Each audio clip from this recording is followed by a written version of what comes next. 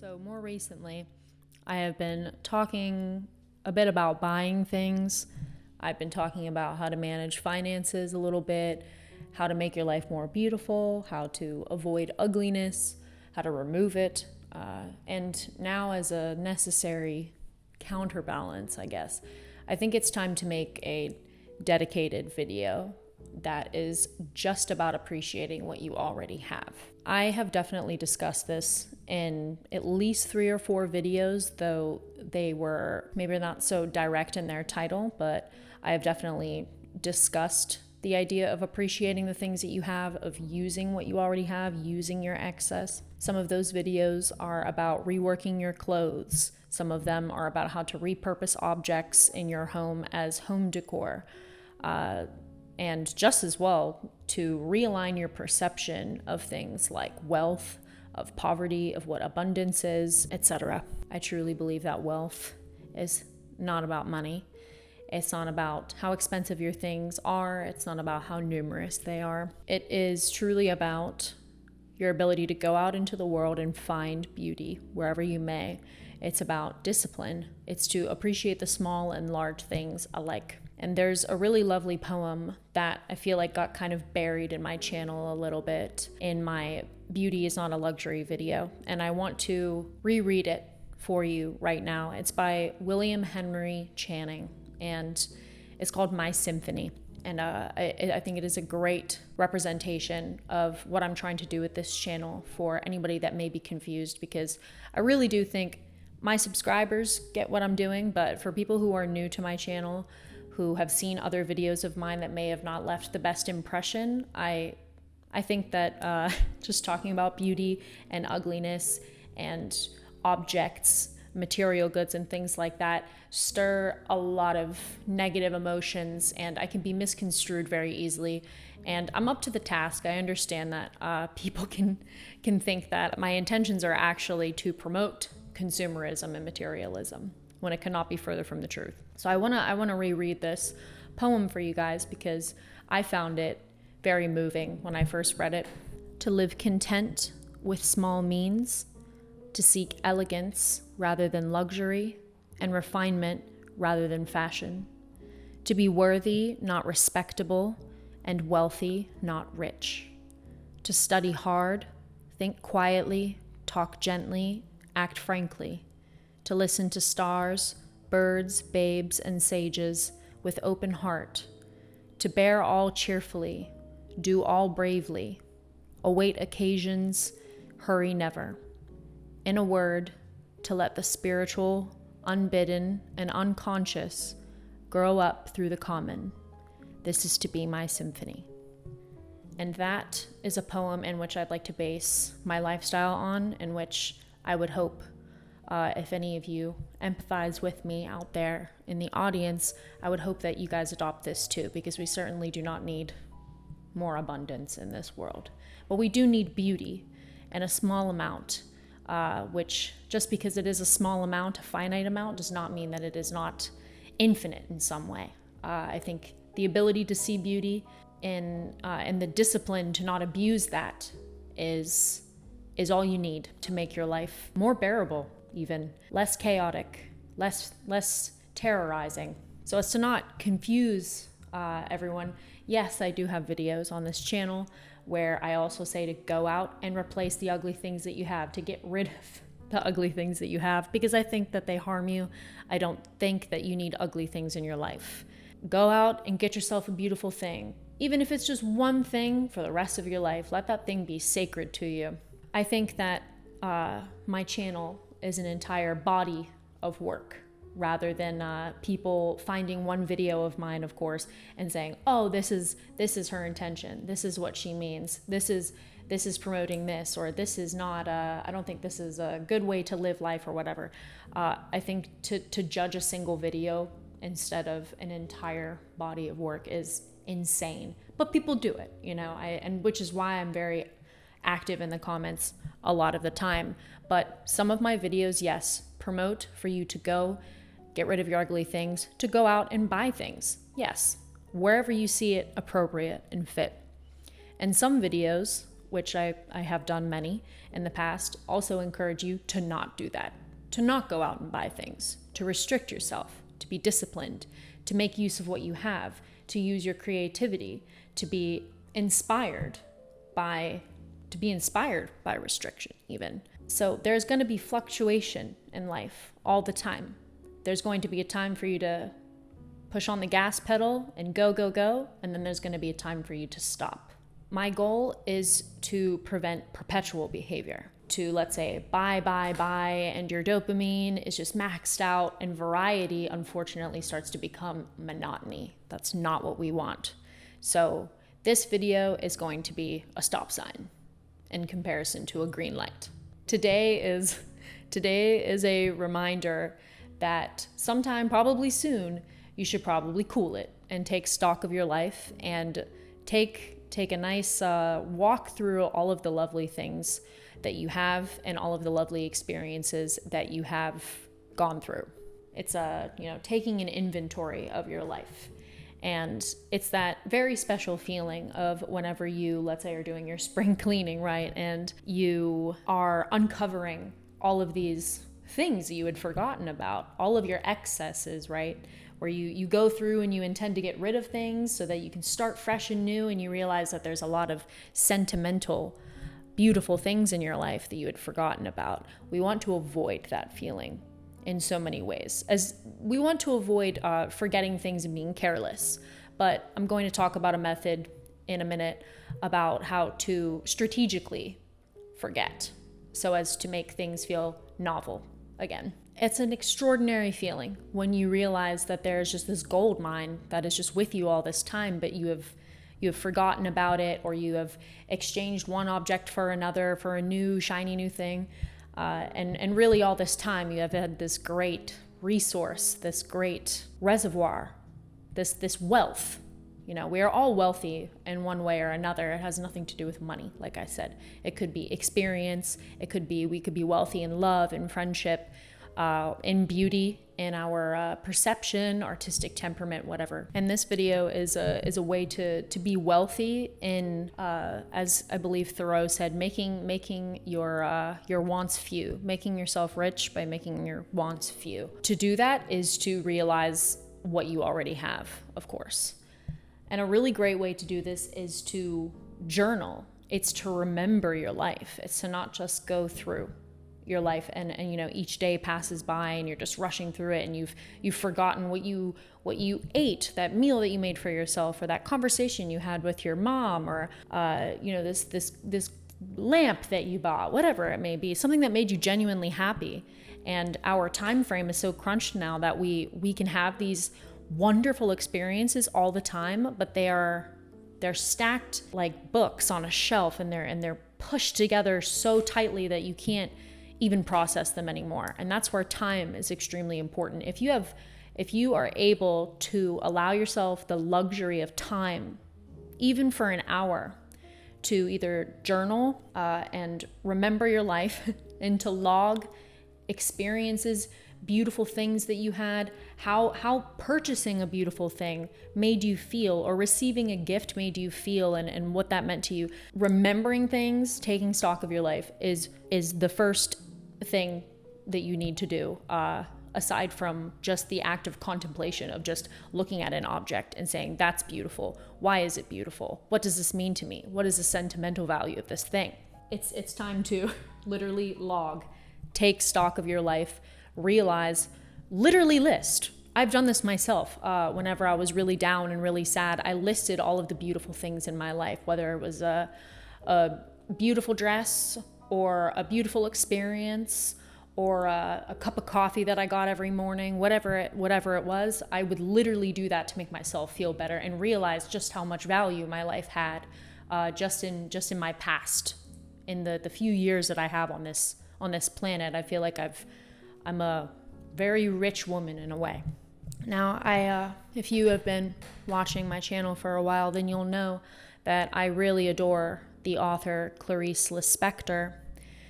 There is another author that I'm going to mention named Milan Kundera, and I'm sure you guys are familiar with his books. I have not read really all the way through any of Milan's books, but I really attempted to read Immortality. His writing style irritates me, unfortunately. I just don't really like it all that much. But I get the idea, and I think that my little bit of reading, maybe halfway through the book, Immortality, was enough to make a point in this video, along with my love, Clarice Lispector.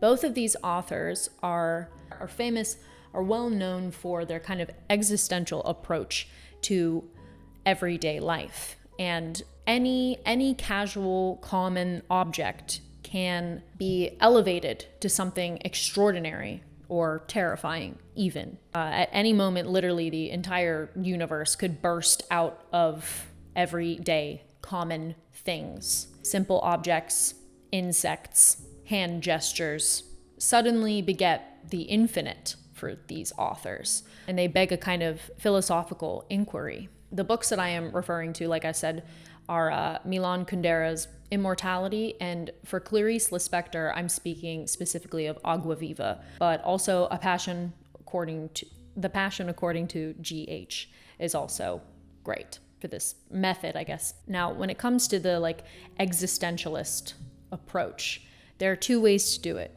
The most common way is you look at a regular object in your life as something valuable because it is sentimental. And the other way is through an assumed or imposed metaphysical meaning, or discovered metaphysical meaning from an object.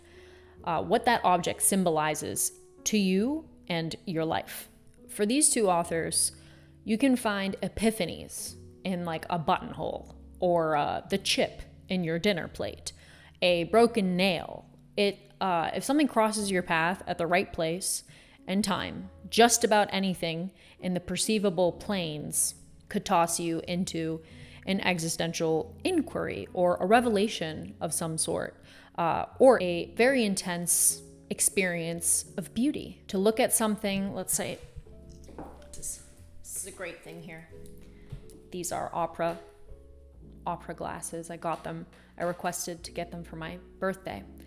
And this is actually great. I didn't even think about this before doing this video, but these are beautiful to me for obvious reasons. I'd say that most people would say that these are pretty easy on the eyes as far as objects go. And I simply got them because I wanted to have a beautiful thing in order to look at birds and geese while I was in the park. I wanted a beautiful object in order to view them up close.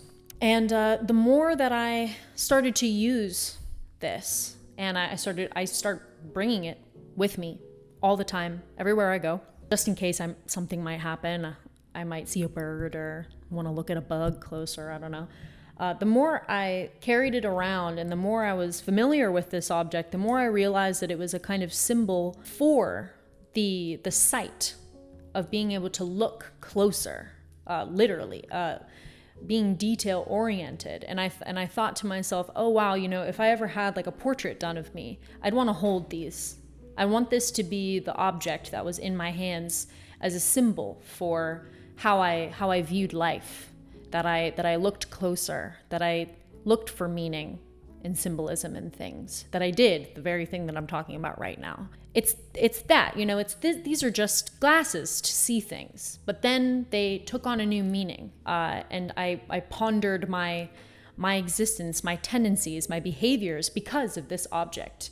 And if this object didn't look the way that this did, perhaps, it wouldn't maybe provoke me to think all that much more about its symbolic meaning. So that's a way to do it. Clarice Lispector talks about birds almost being like a representation of the instant. Milan, in his book, whenever he talks about the idea of immortality, is that a woman who is it starts with a woman who is very old, and she waves at a lifeguard in a way that is so youthful that it almost seems ridiculous coming from a woman her age. And on with this book is this insane, introspection and inquiry about life and this gesture and what it says about the soul and how it affects other people, how something youthful can be in a body that is old, that preservation of the soul. It's very interesting. Sentimental things are important because they make up you. They make up your past. They are one fiber in the entire fabric of who you are. But it's also taking it a step further would be to have that existential inquiry. Why? Why is something attributed to you? Why is something sentimental? How does that contribute to the rest of your life? Does that define your movements going forward? Are you reborn, So yeah, the sentimental thing is yourself, but then the metaphysical meaning is taking it to an even more cerebral level. It means like, okay, well, how does this factor into my life, my future, those around me? It's a larger, more grander subject, What is this symbol in my life? Why does this define me, I guess? Now, the thing is, it's not to say that you should be doing that method all the time, to just like find meaning in literally everything all the time. I need to make a disclaimer about that very quickly. Like with everything, there is a limit. You don't want to overstimulate yourself by having fucking epiphanies all the time, okay? You just can't do it. They're rare, they're special, and at times really exhausting experiences. You'll find yourself looking at an object and thinking and crying or whatever, going down memory lane for like 3 hours, and you're like, whew, man, that was, wow. It's good to like do this. This is a practice that you do every once in a while. You can't oversaturate everything all the time with meaning and then start blurring the boundaries between what you actually like and what you really don't like. And I'll explain that. Some things in your life are just ugly and they don't need further inquiry. They should be removed whenever you can, let's say. You don't want to confound yourself too much. Finding meaning in things, deep meaning, or just contemplating something's beauty and trying to look for beauty, let's say, in ugliness, is okay sometimes, and it's necessary sometimes. This is like a survival mechanism, but it's usually because you have to. That should not be a common practice all the time. You need to have strong boundaries if you are to develop your taste. So I remember having a little bit of a quiff with someone in the comments on one of my other videos, and they said that they challenge me to find beauty in the things that I find ugly. And I promptly told them no. That I don't want to muddy up the waters too much. I don't want to muddle the boundaries between ugliness and beauty, because when you do, then there's really no way to define anything anymore and you'll get confused. And we don't want that. This whole channel is about individuality, and it's about trying to make these distinctions to make your life easier, not to just throw the lid open and just let it all out and whatever. We are here to make distinctions. When you don't have those distinctions, let's say between ugliness and beauty, it's very difficult to define yourself as an individual and to further the progress of your development. So let's not do that. What I'm saying is, especially in regard to ugly things, boring things, mundane things, a teaspoon of understanding, that's good. A dash of empathy is fine. One or a few things that can allow you to this kind of allows you to acquire a breadth in your fancies and the things that you like. And if you don't know what a breadth is, it means that you have a greater span or range in your taste. But you just want that in moderation. You don't want to go around being like, everything is beautiful, everything's wonderful. Like, there are some things that are and some things that aren't. Some things need to be transformed into something beautiful in order to elevate them and to transcend, let's say, pain and chaos. And some things just need to be tucked and pushed away and rejected so that you can move on with other things. That's just something I need to make a disclaimer on. Do not muddy your boundaries too much. It's good to have variety and it's good to have unusual taste in some places, but just don't get too crazy with it. Limit yourself. Again, discipline. Discipline. Now I'm going to be circling back to, that's kind of a pun. I'm going to be circling back to another method right now that I had mentioned earlier. And that is to, you were doing your spring cleaning I was talking about, and you have these things that you have like in a box or they're stowed away in a closet somewhere, and you realize you had these things you had forgotten about, right? So there's a way to do this purposefully, and that is cycling your things.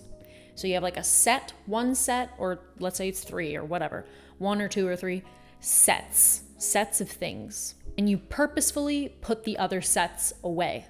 And you cycle through them every couple of months so that they're constantly being renewed and so that they have constant novelty. The inspiration for this was whenever me and Cammie, who's one of my best friends and my roommate, we lived together, we didn't really have furniture. We had an apartment, like 2-bedroom apartment, and we didn't really have anything to fill it. We had some things, some things were in our room, some things were in the living room, some things were in the dining room. And the little that we had, we just cycled it all the time so that they would feel brand new again. Like we had just gotten new furniture. We'll put the rug in the living room for the next 3 months, and let's put this cabinet in there, and then we'll take it out of my room and we'll combine our stuff and put it in this room. We were doing that like every couple of months. And there was literally a point where we didn't have enough furniture to fill all the rooms. So like certain rooms would be vacant, or not have the proper amount of furniture that like people would, like, the Apartmento magazine would tell you is like what should be included in a certain room or whatever. So we would reimagine what that room's purpose was. We had this one room, we called it the viewing room because we didn't have a proper couch or place to like really sit in there. It was just a like credenza and 2 of our Vasily chairs.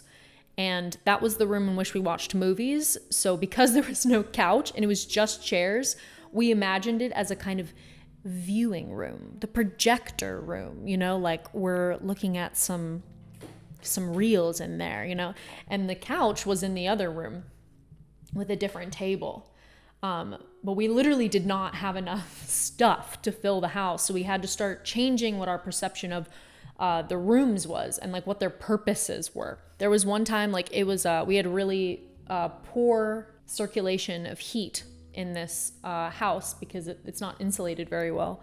So it would be pretty damn cold in some of these rooms. And so the warmest room was like this small little like office space in the front of the house. So we just literally shut all the vents and funneled all of the heat into that one room and put the couch in there. We put a desk in there. We put like a side table in there. And it was so warm and small and cozy, like a little bohemian closet in there. And everything was just close together and it felt safe. And it like, it would just be snowing outside and it's cold. It's like 30 degrees, but we'd just be in this one teeny little room, this one little bit of life, the heart of the house. And all the other rooms were like empty. You didn't want to be in there. So yeah, that was kind of the inspiration, I guess, for this. But instead of let's say going through your closet and renewing your closet every season, you just like, it's like what people do with sweaters, like their warm clothes. They put away their warm clothes and they have like their summer closet, and you cycle through and then it's wintertime and you're like, oh my God, this sweater, I missed this. I haven't seen it in a while. Distance makes the heart grow fonder. That applies with your things too. So I think it's good to develop this like cycle of where you have, let's say 2 seasons or 4 seasons or something of things that you can have in your house, and you cycle through them, and man, you will not be bored forever. And each cycle, let's say each year, you change the arrangement of each of these cycles, and you got another like 10 years, 20 years on that. And you're constantly feeling rejuvenated, and you don't have to go out and buy new things because you have novelty that is simulated by doing that. So cycling through your things, whether it's clothes, objects, literally putting them away out of sight where you can't see them, and then bringing them back into your vision is one of the coolest things ever. It's that spring cleaning feeling. Oh my God, I forgot I had this shirt. Oh my God, I forgot I had this plate or whatever. whatever it may be. Now, the last little bit that I'm going to be discussing in this video is something I was talking about a little bit earlier. The taking an hour, let's say. Taking an hour or 3 hours to look at your stuff. Taking an inventory. Taking stock of your life. Definitely make that a routine in your life. Take an hour a week or a couple hours a month and literally go through all of your things and think about them. Take a second look. I have like some silver pieces and stuff that need to be polished. I have like stuff on my vanity that collects dust. And then whenever I literally dust each and everything and clean everything, because there's a lot of like glass and like little like knickknacks and stuff like that I have. And each thing requires attention, and each thing I got at a certain time, and they need to be placed in a certain place on the vanity and with care, and there's memories and, like I said, sentimental value, or an object makes me think about something I aspire to be in life, or a goal of mine, let's say. You gotta take an inventory, and usually that's done through cleaning. But I have, let's say, things that I set out. I have these really nice like alabaster little statuettes that I got from my grandparents. One is an Aphrodite figurine, and then the other is Apollo and Daphne, I believe, together. And I acquired those and another piece of furniture from my grandparents whenever they were moving out. Those things are on display in the house all the time, but whenever I literally just pick one up for once, it inspires me to like take a second look. That's what beauty does. All you have to do is open the door, and beauty takes you the rest of the way. I have some limited edition, I believe both are either first or second edition copies of some of Anais Nin's work, which I acquired recently. And they sit face up. They are laid face up on my credenza by my bed. And those objects, while they're just there all the time, sometimes I just have to sit down, obviously read them, but instead of just reading them, but I just hold them in my hand because I bought them for a reason. And every time I hold them and how light they are and how delicate they are as books, I'm reminded that they are produced from Anais Nin's own press, which means that those books were actually touched by her own hands. And she laid all of the type. And I know that because whenever I look through them, there are mistakes in the setting of the type. And some of the stories are so old that names for characters have been changed. And it's things like this that when the book is closed, when I'm just moving through my daily life, I don't really think about. But all I have to do for an hour is just pick one up and then look at it, look through it, touch the pages, remember what its meaning is, why I have it. We buy a lot of things. Do we ever ask ourselves, like, why do I keep this? Why is this special to me? It's extremely important that you do that. Otherwise, you will just be a slave to going out and buying new things, maxing out that dopamine. You're just never grateful for any of the things that you have. Of course, that's important. I want everybody to know that that's extremely important, is to take stock of the things that you have, to take literal time, like to schedule this into your life, to take time to go through your things one by one, caress them with your hands, clean them, move them around, see if they look better over there, ponder what their significance is. Here's a great example. Earrings. The earrings that I'm wearing right now. These are earrings made from chandelier crystals, if that isn't obvious, I guess. These are not just, I got these for $3 each, these crystals. But not only do they have a sentimental value to me, because I've always, since I was a child, I've really loved jewels and like crystals and how the light shone through them. I have crystals that hang from my ceiling and in my windows and stuff because I love how the light interplays through the prisms. I even remember as a child picking up a crystal out of the dirt. And I don't even know if this is real or if this is a dream or if I put it in the dirt and then I took it back out or whatever it may be. But I've always had like really personal experiences with gems and crystals. And the thing is, with these are not just like earrings to me. I've wanted to make these earrings for a long time because there's a Frank Ocean song. The song's name is Siegfried. There's a line where he says, flawed crystals hang from your ears. And ever since then, I'm like, oh, I gotta make earrings out of chandelier crystals. That song marked a very dark period of my life. And I'm always reminded of how I felt at that time. So that's my sentimental value, but it also had like more of an existential value because it was a huge turning point in like who I was and finding solitude and all that. So it's they're just earrings, right? It's just earrings.